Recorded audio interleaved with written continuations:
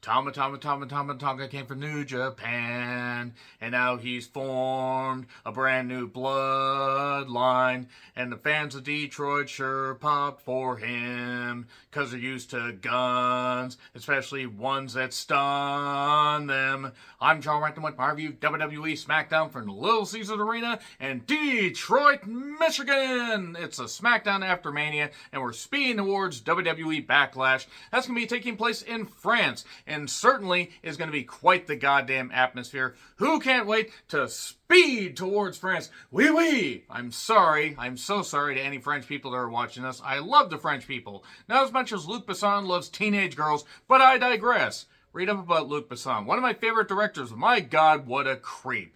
Anyway, let's move on from that. Let's talk about this particular show. But first things first, if I don't review next week's episode, I apologize. I might just need a bit of a break. I will be reviewing the WWE Draft Special taking place on SmackDown and then on the following Raw.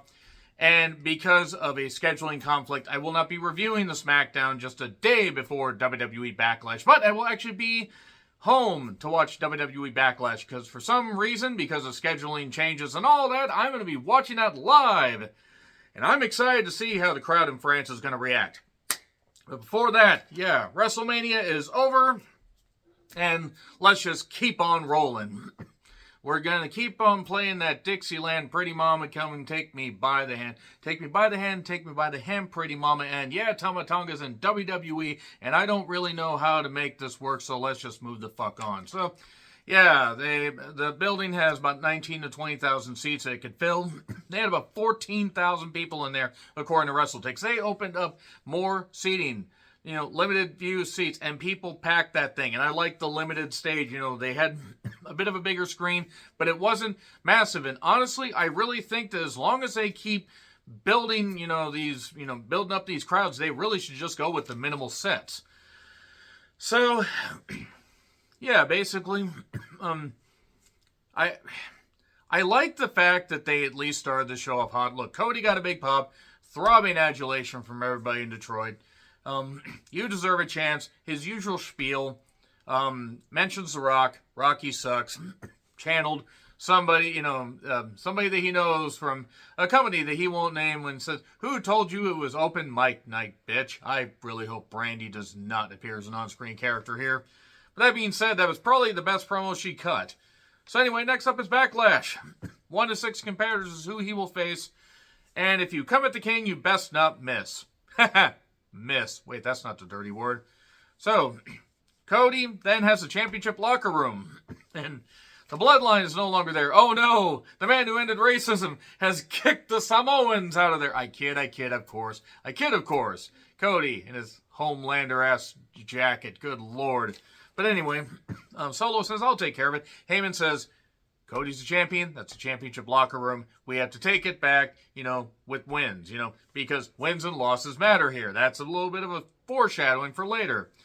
And then LA Knight, took on Santos Escobar and Bobby Lashley in a three-way match. Escobar is the youngest guy in this match, and he's going to be 40 at the end of this month. Don't get me wrong, all these guys are in shape and move well, but that's just really, really frightening. That is something WWE is going to have to focus on. They really need younger talent, and soon. They have some, but they're going to need more. It was what it was. Usual spots and a triple threat. Of course, then everybody just suddenly shows up. The Profits, Angel and Berto, and the women showed up. And PFAB certainly tried to do something. I don't know what. And the BFT wins it for LA Knight. Yeah, there you go. They kind of telegraphed what was going to happen once LA Knight won. And then Kayla's with LWO Hollywood, and Ray's like, "I know that Santos attacked Dragon Lee. It was Carlito. It was literally Carlito. Ray, you should know how the colognes are when they find somebody backstage that they don't like. Stabby, stabby, stab. Call an ambulance." So going to hell. But they're not in Puerto Rico this time. So Heyman, Solo, and Jim Uso are in the ring. The Bloodline, they offer no excuses. All this stuff. Great stuff here from Heyman. And goes over what happened. Solo interrupts and basically says, "You said wins and losses matter. Well, losses have consequences." And then he hugs Jim and says, "You're my brother. I love you." And then a man in a hooded jacket attacked. Oh my God. Jey Uso has come out. Oh, wait, it's Tonga. Okay. He joined the new bloodline. Okay. I mean, whatever. I guess. I mean, I'm willing to let this play out, but it got the people to pop. And then Heyman is like freaking out and everything. Solo looks like he's gonna like destroy Heyman, but no, he stomps on the phone that clearly was a burner phone. I hope it was a burner phone. Maybe it was a Cricket wireless phone. Maybe WWE should give sponsorship of Cricket. That gumdrop fucking mascot that's over there for some reason. But yeah, Solo snaps. They put a chair on Jim Uso's neck. Do the bump up in the corner. Okay, so we got Solo, Tama, and probably Jacob Fatu, because Jacob Fatu signed to WWE. And if you want to take advantage of people starting off hot, there you go. Get them used to the WWE style if you have to, but you know what? They are ready-made. And I'm so excited to see where they're going to go with this, because it's certainly at least a bit of a fresh coat of paint. I don't know if it's going to necessarily last as long as they think, it could like into SummerSlam, but it should be interesting at least. At least we get Solo, Tama, and likely Jacob Fatu. And who else? I don't know. There's so many goddamn people in this Samoan tree. So, yeah, Heyman was just yelling, no, it's not what the tribal chief wanted, but Solo's gone rogue. It looks like Sikoa's gone solo. Anyway, then Steiner beat Grimes. Hey, Grimey. Like, really quick. Grimes just getting fed to him. Styles then basically says he's going to right the wrongs of Mania and beat up Knight as part of the LA community. Promos have never been Styles' strong suit. Bayley then comes out to celebrate. Huge cheers. Thanks to fans. They helped her believe in herself. Then here's Tiffany to get a shot. Like, whatever. It's a Simpsons reference, by the way, just in case you're wondering. And Bayley says, well, yeah, you're good, but I had somebody else in mind, somebody to return at the Rumble. It's Naomi. And then Naomi shows up, and we're going to have a match. After Kayla basically tries to get an update on Jimmy, and then Tama Tonga, pins Heyman against the door. I love you. What? But no, he says, by orders of the tribal chief, and Heyman is just quiver. Man, Alfred Hitchcock didn't quiver that much, except when he died. That's mean. Let's move on. Naomi and Tiffany had a match already in progress. It went to the break after a few minutes. There was that running stomp that Tiffany does. It was really nice. Alabama Slam. The moonsault. She rolls through and everything, but then we get the jackknife cover by Naomi. 1, 2, 3. Okay, it was what it was. Naomi got a shot at Bayley. Tiffany, one of the candidates, I would imagine, probably one of the top 2 candidates to win the Money in the Bank briefcase. Because if they want to strap a rocket to her, if they want to give Tiffany the strap, they need to strap her with the rocket right there. Just strap a dirty blonde right there. I saw that in the movie before. Always delete your search history.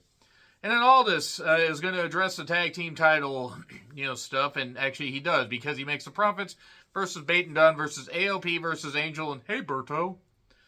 And Logan is filming himself. Shut up, Noah. Stop it. Poor Noah. Noah's going to hate me for that.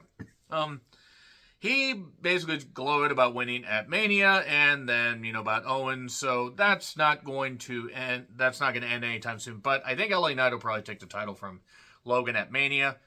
Or not Mania, but at SummerSlam. Jesus Christ, don't let him hold that long. Maybe it actually happened to Money in the Bank. And maybe we get, Logan versus Bad Bunny at SummerSlam or something. Or maybe we get a tag match with them on opposing sides. So then we get Chelsea Green and Piper against Jade, and Bianca. And once Chelsea got in the ring, Jade beat her quickly, topping her, and doing the thing where she licks her hand and bends and breaks the internet. Jade looks great. She's coming along. Gonna be a while, though, but she's coming along. Owens then basically is bound and determined to win the championship. He has one of the custom-made championships, walks through the backstage area, mentions how him and Ray have sons taller than them, but that Kevin's son isn't a disgrace like Ray's son. And then they had a match.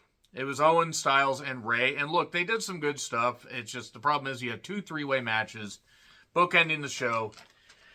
I get the point, but they've been doing this before. it kind of just wore on me. They did, I don't know why they did a couple apron bumps, like an apron stunner, I don't know why, but the crowd was very into it.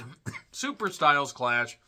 On to Owens while he was holding Ray, and then Styles pins Ray 1, 2, 3. Styles and LA Knight have a face-off, and there you are. That is the end of that right there. So, there you are. That is the end of SmackDown. Again, probably not going to review next week. Kind of need a bit of a break. Also going to be reviewing a lot of movies. A lot of movies. I'm going to have a lot of movie reviews up by the end of this month. I already have a good amount. Check out Civil War, by the way. Really, really good shit. Check out my review of that afterwards. Anyway, agree, disagree with what I said. Like, share, subscribe. Twitter handle in the description. I'm John Ritland. I'll see you soon.